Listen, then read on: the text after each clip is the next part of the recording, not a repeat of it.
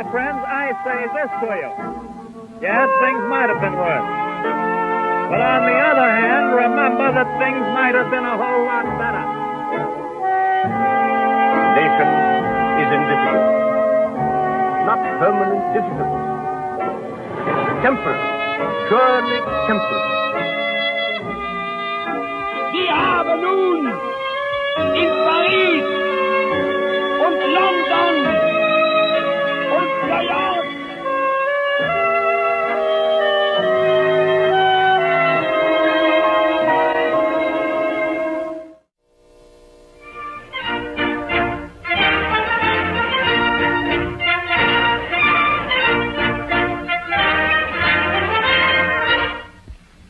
From 1914 to 18, the nation was faced with one problem: how to get men. Today, the problem is how to find work for the same people. Since 1918 to today, not less than £600 million has been spent in unemployment payment. That is a heavy figure. Measured by that of a balance sheet, it is a colossal sum.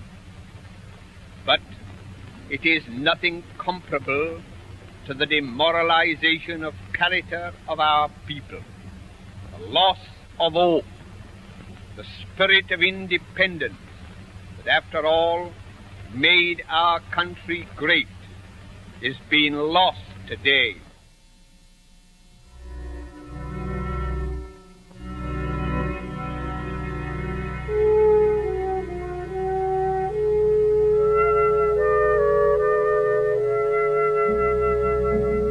When J.H. Thomas spoke in August 1929, Britain had already been in deep depression for almost a decade, and that depression was to last for a full 10 years more. From 1921 until the outbreak of the Second World War, unemployment never fell below 1 million, 10% of the working population. While other leading industrial countries enjoyed an unprecedented boom, Britain was in a slump. Hundreds of thousands of men walked the streets in search of work. The standard of living on the dole was pitifully low. Those with large families to support lived close to starvation.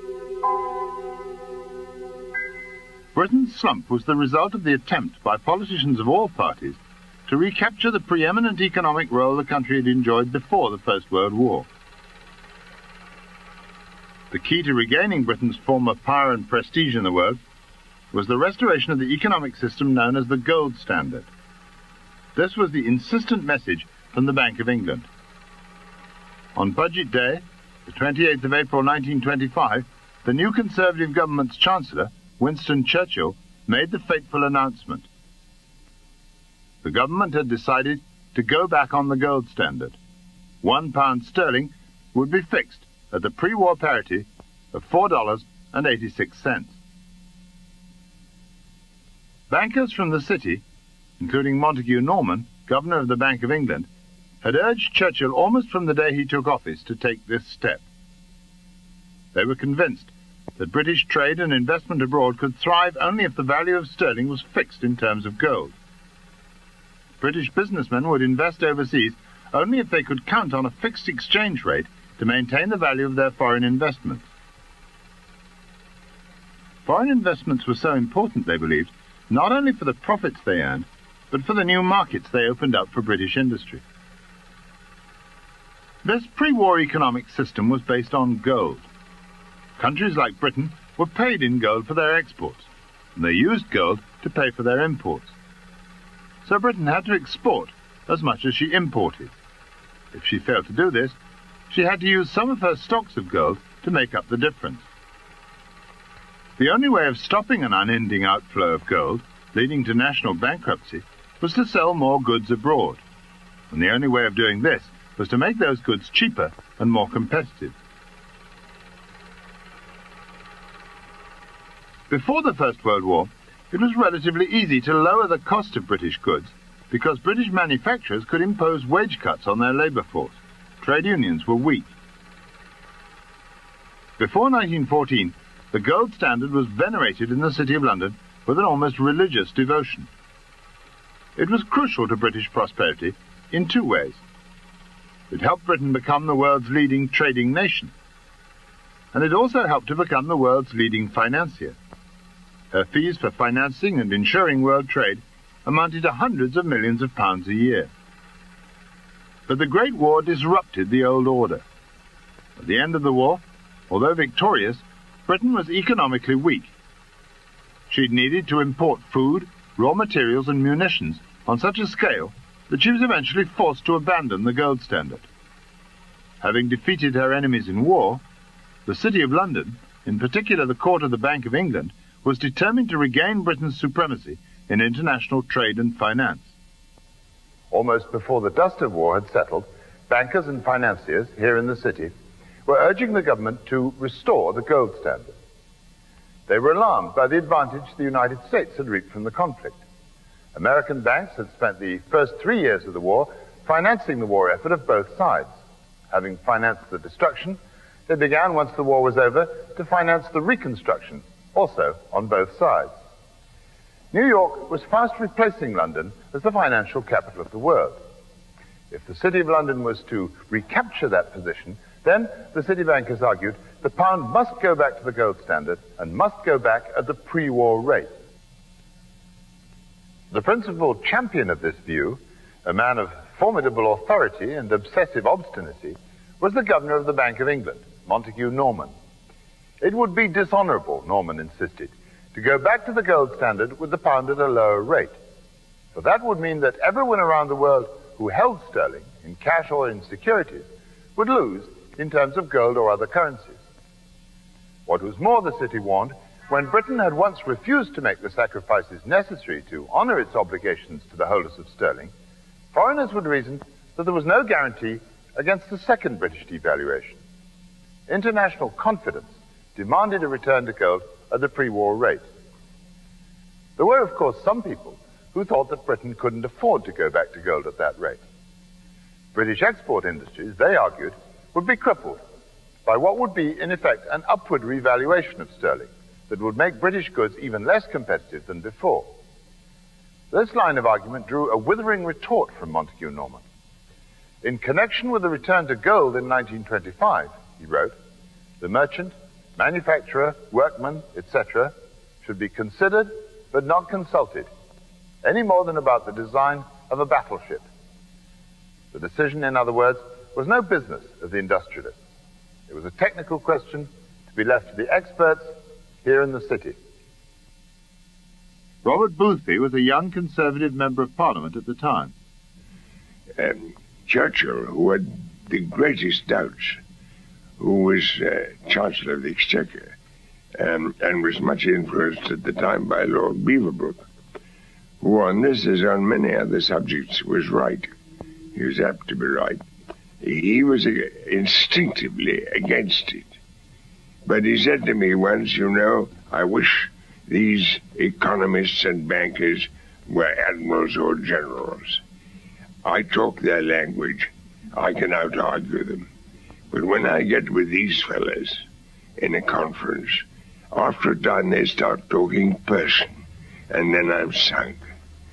And he just instinctively felt it was the wrong thing to do, but he didn't know. Now, I was a very young member then. I was only 25. And I came out passionately against it. And even Keynes did that, you know. Nobody was sure. McKenna said it would be hell, but we'd have to do it. But I knew we couldn't sustain that parity exchange without crushing unemployment and the deflation which followed.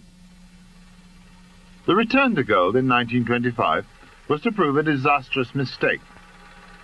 For the government had failed to realize that the conditions that had allowed the gold standard system to operate before the Great War no longer prevailed. As a result, the government's economic policy condemned Britain to a slump throughout the 1920s and beyond. Before 1914, Britain and other countries were able to operate the gold standard because it was possible for a government to cut prices when necessary by reducing the costs of production and especially by reducing wages. But the Great War had radicalized the labor force. Trade union strength had increased. Union leaders held militancy in check only by promising to press for higher wages at the end of the war. So in 1919, industrial unrest spread like wildfire, as Manny Shenwell remembers. Of course, you've got to remember that was only a year after the Russian Revolution. And there was not an atmosphere of revolution in the country, but an atmosphere of discontent and unrest, very natural in the circumstances, because of this vast unemployment and because of the promises which were made by Lord George about a land fit for heroes to live in. That's what he promised them. And what was the land? Second-hand clothing when they were demobilized, rents going up to their disadvantage, all that sort. There was a rent strike. All these sort of things happened. The unrest culminated in the general strike of 1926. The return to gold had made British coal more expensive abroad, so the mine owners tried to cut their costs by reducing wages. The mine owners got their way, but only after 6 bitter months of strike at the pits. Other export industries didn't even attempt sharp wage cuts. Trade union resolution was enough to deter most employers. And so with wages, and therefore prices unable to move downwards, exports and production slumped, and unemployment rose.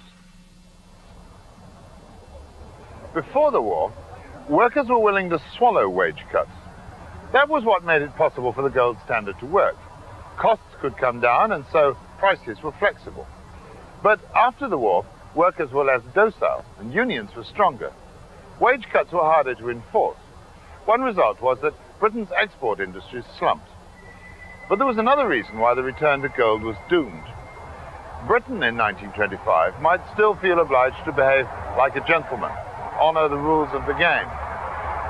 But unfortunately for Britain, and for the gold standard, other countries didn't feel quite the same obligation. France and the United States in particular bent the rules to their own advantage. Slumping exports meant that Britain was sending more gold abroad to buy imports than she was earning from export sales. Britain's gold stock consequently declined. Most of the gold was finding its way either to Paris or to New York. The system demanded that France and the United States should have increased their domestic supply of money in line with that inflow of gold, so raising the prices of their products. But they didn't do that. In both countries, neither bankers nor governments had any interest at all in pushing up prices. Instead, they kept the supply of money and credit in check. By preventing their domestic prices from rising, as the rules of the gold standard game required, their exports kept an unfair advantage over those of a gentlemanly competitor like Britain. On top of this, France added insult to injury by going back to the gold standard, but with the franc 80% lower than the pre-war rate. The Great War, we could say, made the gold standard system obsolete because neither the workers at home nor Britain's competitors abroad would obey the rules anymore, and that greatly aggravated another damaging consequence of the war. Even if everyone had played the new gold standard by the rules, Britain would have been up against it. For the war had accelerated a process that had threatened British industry for at least 2 decades before 1914. Britain's prized title of Workshop of the World had been in danger for years, as other countries fought hard to overtake her industrial lead. Slow to innovate and reluctant to adopt new technology, Britain had been losing export markets and failing to develop new ones even before the war. Once British exports were cut off during the war, many countries either turned to Britain's competitors or else built up their own industries. South Africa, Canada, and India, all important markets for Britain, industrialized rapidly during the war, equipping their new factories with the latest technology. When the war ended, Britain found herself excluded from these markets by her obsolete, uncompetitive production techniques. She soon found herself under attack from countries like Germany and Italy, who'd used the post-war reconstruction as an opportunity to modernize and to rationalize their industry. In theory, if the gold standard had been free to operate, Britain would have adjusted in time to her shrinking export markets. As her foreign sales fell, her gold would have drained away with a consequent fall in prices. And as imports became relatively more expensive, Britain's manufacturers would have made what the economists call structural adjustments. New industries would spring up to absorb the unemployed displaced from the old. Instead of promoting these developments, the government obstructed them. Churchill was a great military expert, as he proved subsequently, but he knew very little about economic or industrial affairs.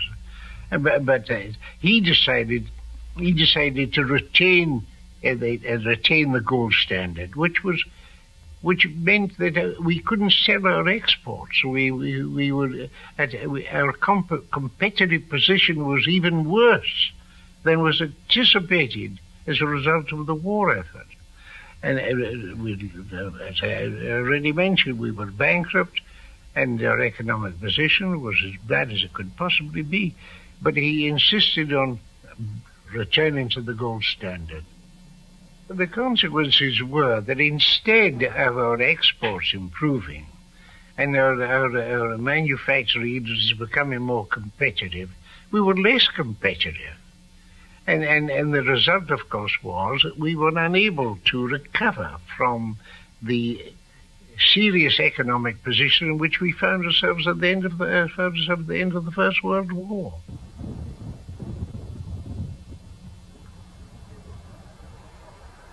By 1929, 4 years after the Conservative government had put Britain back on the gold standard, the country's staple industries were half dead. Here on Clydeside, the great shipyards, which had built the Royal Navy and the Merchant Navy, now lay idle. It was the same on the Tyne, on the Mersey, and in Belfast. Unemployment in shipbuilding was over 31%. In Lancashire, where the cotton industry had before the war exported 90% of its output, unemployment in textiles was 44%. In the northeast of England, in Yorkshire, in the Midlands and in South Wales, the iron and steel industry was in the doldrums. Unemployment among steel workers was around 32%. In coal, the number of insured miners fell by 200,000 between 1925 and 1929. Yet even among those still insured, unemployment rose to 27%. Despair hung over the coal fields of Northumberland, Durham, South Yorkshire, and South Wales. But it wasn't only in the depressed regions where the old export industries were concentrated that workers were paying with their jobs for the attempt to revive the gold standard. For as gold poured out of Britain after 1925, the Bank of England did its best to persuade foreigners to send their gold back to London on deposit.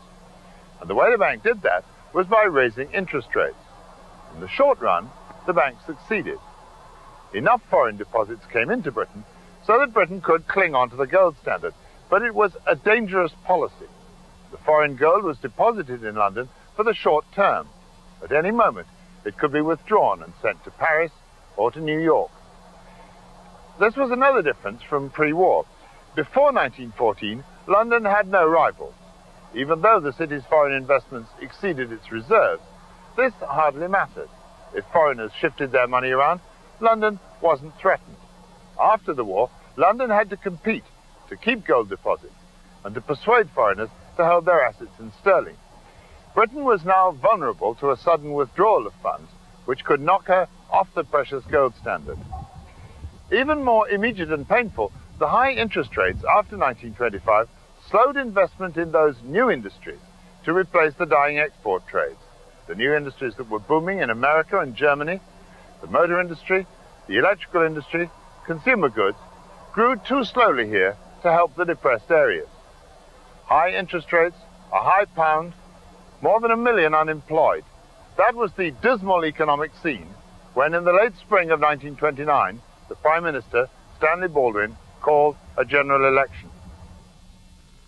With the uninspiring slogan, "Safety First," Baldwin ran a lackluster campaign. He tried to defend his policy of seeking prosperity through a recovery of international trade based on the gold standard. He told the voters that world trade was at last recovering, and that his critics had exaggerated the severity of unemployment. But the grim economic reality benefited Labour, whose election manifesto was not short on promises. Numerous industries, including the railways, would be nationalised. There would be higher wages for the workers and increased pensions for the old. And not the least of Labour's promises was the pledge to eliminate unemployment. How exactly a Labour government would realise its socialist dreams was never made clear. But people were in no mood to ask questions like that. They wanted a change. Labour emerged, for the first time, the largest party in the House of Commons. The Labour victory owed much to the efforts of Ramsay MacDonald, who became the new Prime Minister.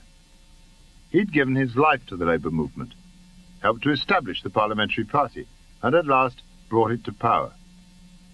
Working-class men and women all over the country took great pride in MacDonald, who'd risen from abject poverty to the highest office in the land.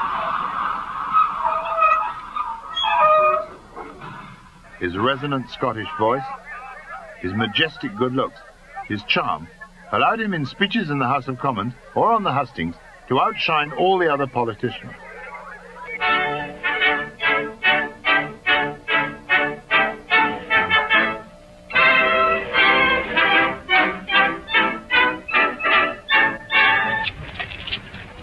There's our friend Mr. Graham, who has got to come to the front in order to be seen, but not to be felt.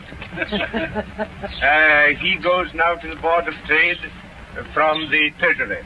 And Mr. Thomas has got very broad shoulders, as you see, and I can assure you that he is going to have a very big burden put upon him. My old friend, Mr. Philip Snowden, who's the Chancellor. MacDonald chose as his Chancellor a man deeply committed to orthodox capitalist economics. Of the 65-year-old Philip Snowden and the Treasury, it was remarked that they embraced each other with all the fervour of two long-separated kindred lizards. Well, at that time, the gold standard was an issue, but the man who was Chancellor of the Exchequer in the Labour government, this minority Labour government, a minority government for the third time, 1923, 1924, now 1929, it was associated very closely with Montagu Norman, the governor of the Bank of England. And between them, they decided the financial policy of the government. Now, MacDonald knew very little about economics and financial, but he knew about foreign policy. And he was a great orator, as I've already remarked. But when it came to finance, he was pretty much in the hands of Snowden. And Snowden was pretty much in the hands of Montagu Norman, no question about that. So, with the gold standard sacrosanct, Labour concentrated its attention on industrial policy. It hoped to make industry more competitive through rationalisation. Where the Conservatives and management had tried to reduce costs by cutting wages, Labour would try another approach. They would compel, for example, the coal owners to combine their small, inefficient enterprises into larger operations, while modernising and streamlining production. It wasn't a bad idea to rationalise inefficient firms. That was what the Germans had done, and it helped them to capture vital foreign markets. Labour was probably right, too, in thinking it could impose its policy on legions of small, inefficient family firms better than the Conservatives could. But what Labour didn't realise was that the problems went deeper than that. Britain's old pre-war export markets had gone forever. The world had changed during the war. Now, the United States was the world's dominant industrial power, the biggest exporter and the biggest lender of capital. Now it could truly be said that when America sneezed, the rest of the world caught cold. And in 1929, America sneezed. In October, here in New York, the stock market crashed. As the Great Depression spread from the United States, world trade shrank to a trickle, and British export orders shrank with it. They fell by 20% in value in 1930 and by another 25% in 1931. As world trade shriveled, what's more, Britain's so-called invisible income from shipping, financing, and insuring international trade virtually disappeared. Here in the United States, the Great Depression came as such a shock, partly because it contrasted so starkly with the good years of the 1920s. In Britain, the economy had been in a slump for years. As the world depression spread, the slump simply sank deeper and deeper. It plunged the British government first into an economic crisis and then into a political crisis that ended with the fall of Labour. In the end, it forced Britain off the gold standard as well.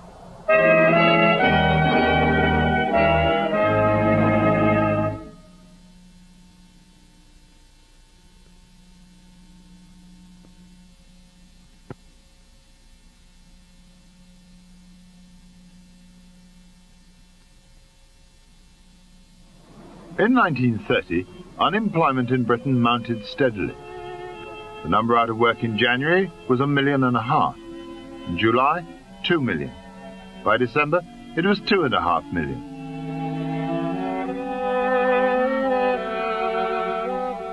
Pressure mounted on the Labour government from within its own ranks to do something to halt the deepening crisis. But the Prime Minister, Ramsay MacDonald, and his Chancellor, Philip Snowden, were firmly wedded to the orthodox Treasury line. Like the previous Tory government, they were convinced that the gold standard would restore prosperity to Britain, and they ignored all calls for an alternative economic strategy. The most radical proposal came from the economist John Maynard Keynes. He called on MacDonald to abandon the traditional classical economic philosophy in favor of government intervention.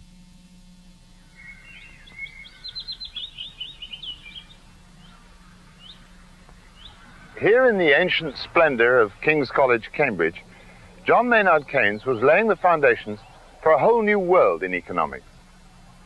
The classical economists had described an elegant, self-correcting system, not unlike the self-correcting world trading system of the gold standard, in which production and demand always magically balanced. Increased production would automatically call forth increased demand to buy its products. On this theory, prolonged mass unemployment was impossible, and yet prolonged mass unemployment there was. Keynes spotted the flaw in the hallowed wisdom of his predecessors. In the classical world, the quantity of labor and capital available determined the amount of production. That amount of production, in turn, determined the amount of demand. Since workers spent their wages and capitalists spent their profits on buying the goods they produced, the demand for goods exactly equaled the quantity of goods produced. Keynes turned this system on its head. Demand, he said, was determined by the decisions of all the workers and all the capitalists about how many goods they wanted to buy, either for consumption or for investment. The producers of all these consumption and investment goods observed this demand in the marketplace and adjusted their production accordingly. The level of production they chose determined how much capital and how much labor they would need. If they needed less labor than there was available, then the result would be unemployment. That was the nutshell of the revolution Keynes made, here in this tranquil corner, as far from the idle shipyards and coal mines of the north as you could imagine. In the classical world, production set the level of demand. In Keynes's world, demand set the level of production. Keynes was later to give this revolution in economic theory its most sophisticated expression in his famous general theory in 1936. But all the fundamental elements of the theory were sufficiently clearly worked out in 1929 to draw Keynes into conflict with the Bank of England and the Treasury on the vital points of public policy. The Treasury, following classical theory, believed that the total amount of money available for investment was fixed by the level of production. If the government boosted public investment, that would only divert money from private investment. The total of investment would always remain the same, and so therefore would the level of employment. So the Treasury argued that more public spending would not create new jobs. In Keynes's world, however, if the government were to increase public spending on investment, that would increase demand. This increase in demand would in turn boost production to a higher level, while leaving aside sufficient resources to maintain private investment. In other words, Keynes maintained that more public spending would create more jobs. What's more, this public spending, said Keynes, would rapidly lift the economy out of depression. When people who are employed by government on public works spend their pay packets, this creates more demand for all sorts of goods and services, and that leads to more workers being taken on. These new workers spend their pay packets, and that means further demand and further people being taken on. And so there's what's called a multiplier effect, increasing the total of demand by many times the amount that the government originally spent on public works. That's how increased public spending, in Keynes's view, would eliminate mass unemployment. You could put the whole lot today, Henderson, Graham and his crowd, and MacDonald and Baldwin and Thomas, all in one big bag. Shake them well up, pour them along the front benches, and you'd have the same result that you've got today. Keynes's ideas were the inspiration for a daring plan to end the slump, submitted to the cabinet by a junior minister in the government, Sir Oswald Mosley. Politicians are regarded as people who have learnt to talk, but not to act. And you demand action, and rightly demand it, in dealing with unemployment. We live in a period when Britain can only survive by vigor and by action. We have resources of intellect, of energy, of craftsmanship, of skill, second to none in the world. But those resources must be mobilized for a great effort of a united nation. To do that, government and statesmen must take their courage in their hands. Impetuous and impatient, Mosley had left the Tories for their failure to end the slump. In 1930, he urged Labour to go all out in the struggle against unemployment. Snowden's hope of recovery through exports was an illusion. Britain's future lay in expanding her home market, just as America had done in the 1920s. To do this, he drew up a memorandum to the Prime Minister, calling for a Keynesian program of low interest rates, easy credit, and above all, a large-scale public works program financed by loans. This would almost immediately put hundreds of thousands to work on road building, house building, and similar projects. Mosley was offering the Labour Party a middle way between the timid orthodoxy of the Treasury and the revolutionary utopianism of the far left. A middle way of planning for full employment and economic growth. The Prime Minister sent Mosley's memorandum to the Treasury, where Philip Snowden and his advisers rejected it. The reasons given here in the Treasury for rejecting the Mosley memorandum read like a textbook of classical free market economics. The call for public spending, the Treasury mandarins believed, was fundamentally misconceived. Any money the government spent on public works would have to come from higher taxes on the private sector. That would simply mean diverting resources from the private sector to the public sector. Therefore, no new jobs would be created. If government paid for such public works by borrowing money instead, this too, in the Treasury's view, would defeat its own object. For in that case, the government would be competing for money with private industry. That would push up interest rates, and the end result would be a net fall in investment, and therefore a further rise in unemployment. Not to mention the damage a government deficit might do to business confidence. It's sometimes said today that the Labour government had no alternative but to reject Mosley's proposal, because there was then no answer to these Treasury arguments. So the world had to wait for an answer until John Maynard Keynes came up with it in his great book, The General Theory of Employment, Interest and Money. That's an error, however. All the necessary elements of the argument had already been published by Keynes by 1929. Joan Robinson was a close colleague of Keynes at the time. The treatise on money laid the foundations for a completely different approach to the whole problem of how capitalism operates and what causes the level of employment and what causes inflation and deflation. But Keynes had the elements at two levels, a highbrow level in the Treatise on Money and a lowbrow level on Can Lloyd George Do It and all that. And the discussions that went on after the treatise brought these two levels together, you see. And from it emerged, by no means perfect, but a theory of which the broad lines are nowadays accepted. So Keynes's ideas were on offer to the Labour government. When they were rejected, Moseley felt he had no choice but to resign from the government, which he did in May 1930. I think it was the most significant thing that happened in that government. I have no hesitation in saying that Moseley, who was a very great friend of mine, was the key figure in the 1929-31 Parliament.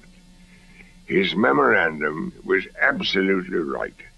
He wanted to take his course off the gold standard, but he wanted to do a great many other things.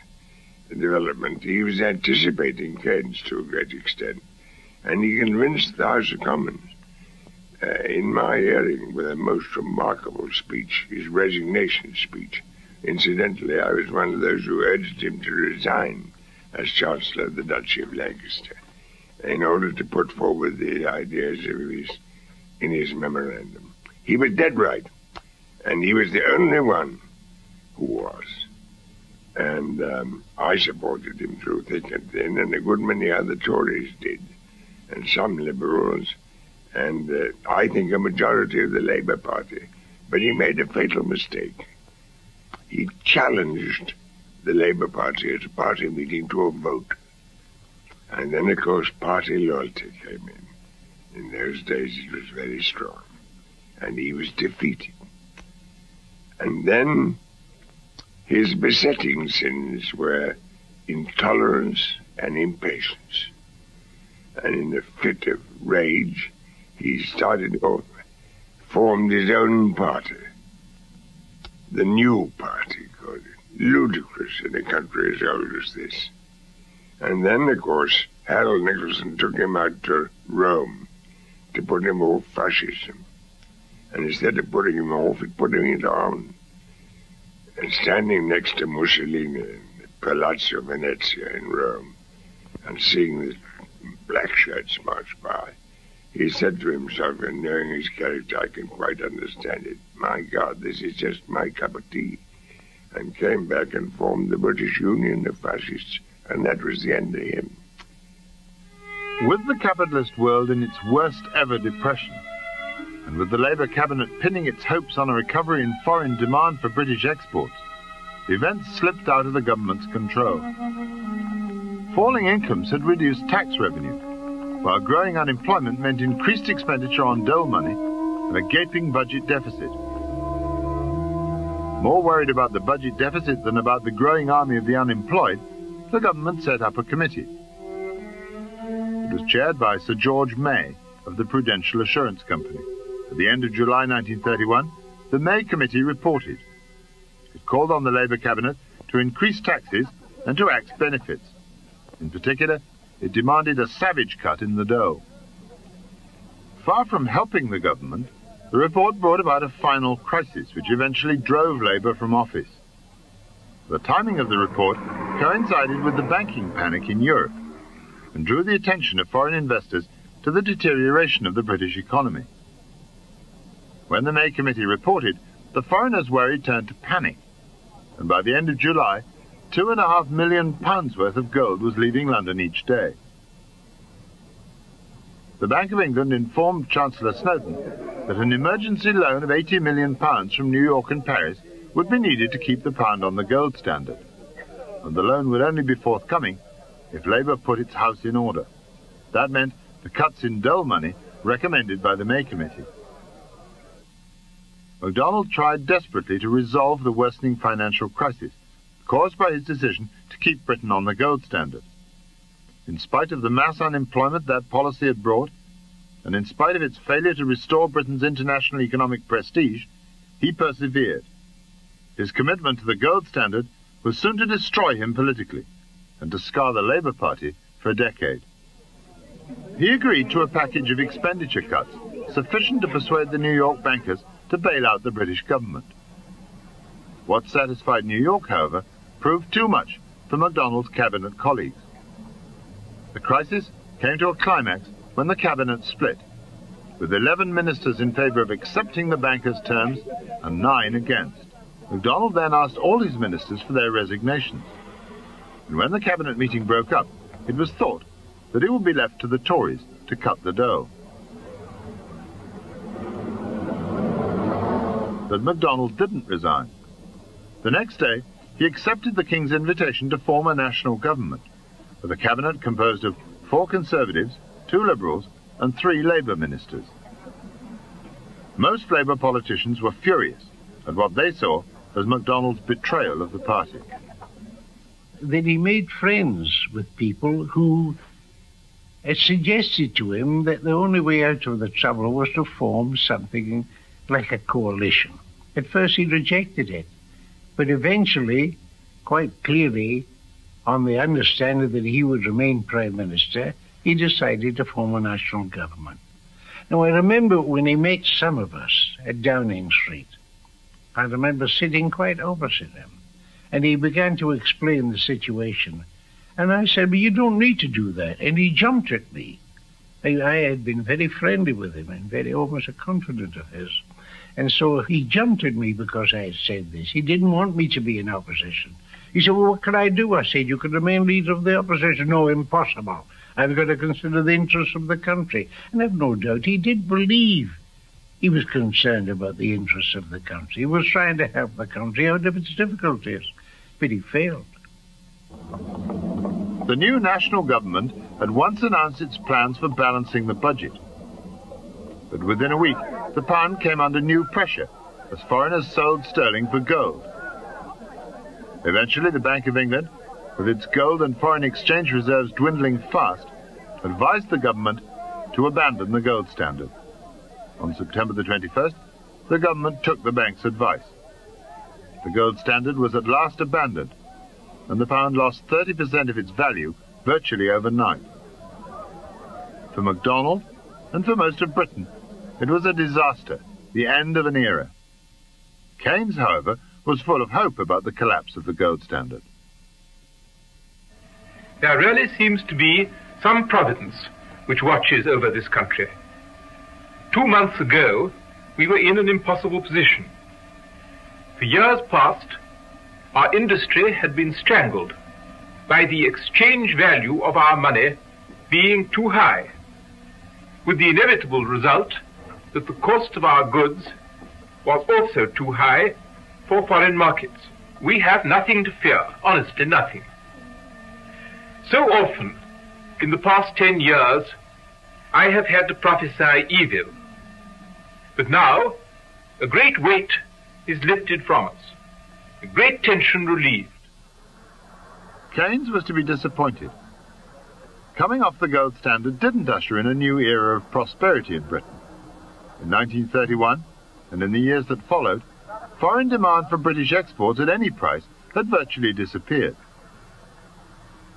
Keynes was to be further disappointed. The national government brushed aside his calls for public spending.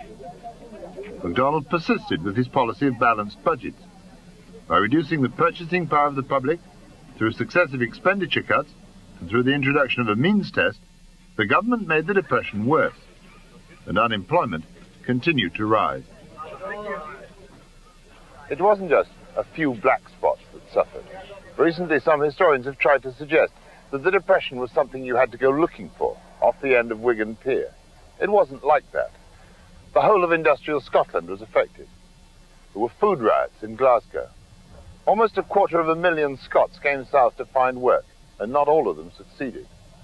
In Belfast, which the government didn't even classify as a special area of unemployment, the proportion of men without jobs stayed at 30% and more for many years.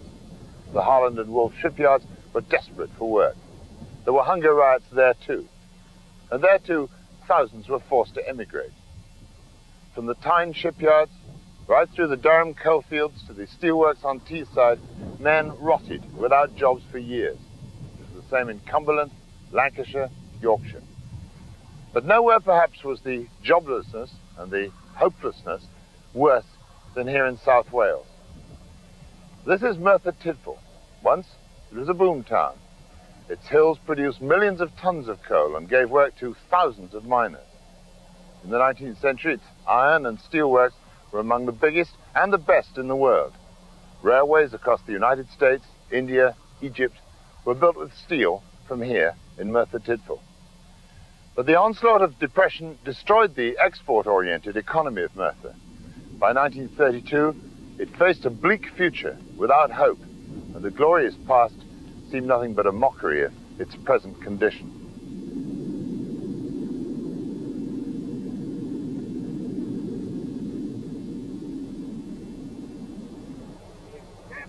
Benno Brockway was an MP at the time.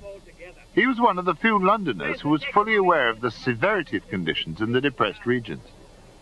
You know, in 1920, in Dowlis here, there were 5,200 miners working.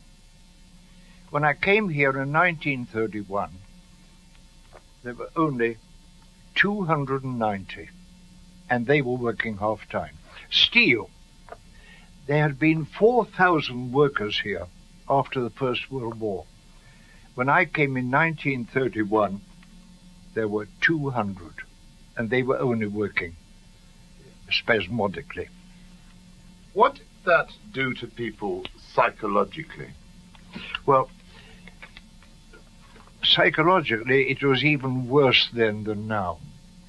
Because if there's hunger in the home, if the man feels that he's failing to give his wife and children even enough food, that is a terrible psychological burden on his mind.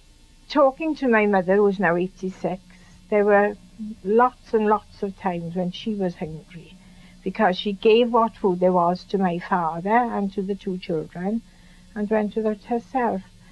They didn't have butter. They couldn't afford butter, and made up with lots of potatoes. Meals were made up then. And on a Saturday, and there's something that sticks very much in my mind. In fact, when she told me the story, first of all, it upset me so much I cried. On a Saturday, she would be left with sixpence to buy the meat for the Sunday meal. And she said on one occasion she used to go to the same butcher. The butcher was a woman who understood about the things, you see, that were happening all around, how people were so poor that they couldn't afford meat. And on a Saturday night then, she used to sort of cut up pieces of meat and then sell 6 penny worth. And on one occasion, my mother said she had 4 pence left. Now, she said she didn't want to go into the butcher's and ask for 4 penny worth of meat. So she didn't know what to do, so she waited until the butcher's was empty, and she went in and she said to the woman, I've only got 4 pence. Will you trust me until next week to have my 6 penny worth of meat? And she said, yes, I will. So instead of, she had to save then 8 pence the following week to pay for the 6 penny worth of meat, plus the 2 pence that she owed. Very, very hard. I think the most moving effect was upon the children. The medical officer of health in Merthyr told me, I quote from him, we have a malnutrition test for school feeding, and 1,000 children have been certified as underfed. And they're only certified as underfed after months of malnutrition. It's only then that it develops. Oh, the situation was bad, where younger children had the hand down from the older child. The suits were passed down and the bits of clothing were passed down. And indeed neighbours helped, you know, where a neighbour who was fortunate enough to have their husband working in the colliery and perhaps a son working in the colliery would help those who were in the deprived position of unemployment. And they would help to some degree with cast-off clothing. It was a hell of a situation. I've seen people queuing not far from this place where they would issue free clothing. And God, you know, the people would have the undignified scramble for this cast-off clothing so that they could try to make their children a little tidier than what they were. The Prime Minister had little understanding of just how serious the situation was. He told the House of Commons, "When trade has become as busy as anyone can naturally expect it now to become in this country, we shall still have a residuum of population, which, were it not human beings, one would describe, merely for the sake of making the position clear, as scrap."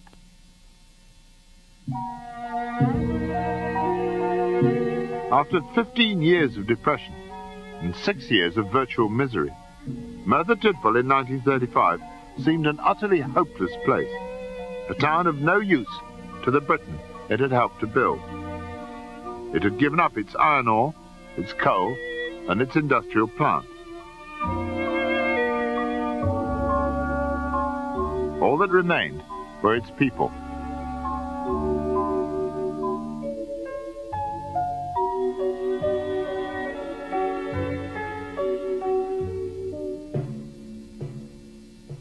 The suicides were terrible.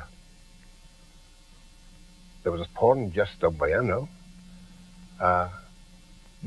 It was noted. The Goitra pond, somebody being pulled out of the Goitra pond up the top here. People in the ponds there pulled out with cutting the throat and all this business. They couldn't see any future. There was no work, there was no sign of it, no prospect of work, and as I say, until the war came, when everybody had work, there was just nothing.